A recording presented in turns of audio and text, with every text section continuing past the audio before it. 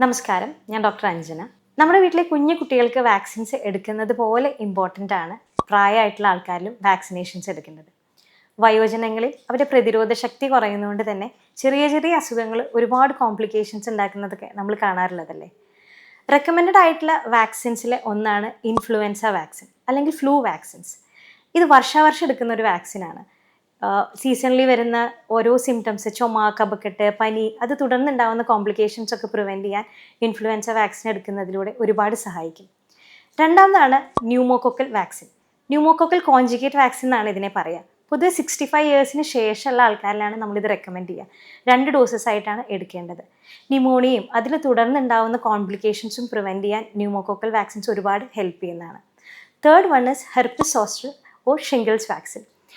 ഒരു പ്രായത്തിന് ശേഷം വരുന്ന ഹെർപ്പിസ് വളരെയധികം ബുദ്ധിമുട്ടുകൾ ഉണ്ടാക്കുന്നത് കാണാറുണ്ട്. അതിൻ്റെ തുടർന്നുണ്ടാവുന്ന വേദനകളും ബുദ്ധിമുട്ടുകളും നമ്മളൊക്കെ കണ്ടിട്ടുള്ളതല്ലേ. വാക്സിൻ എടുക്കുന്നതിലൂടെ ഇതിൻ്റെ സിവിയറിറ്റി കുറയ്ക്കാൻ ഒരുപാട് ഹെൽപ്പ് ചെയ്യും. പ്രായമായിട്ടുള്ള ആൾക്കാരിൽ ടിഡാപ്പ് വാക്സിൻ കൂടി റെക്കമെൻഡഡ് ആണ്. Make sure your elderly loved ones are vaccinated.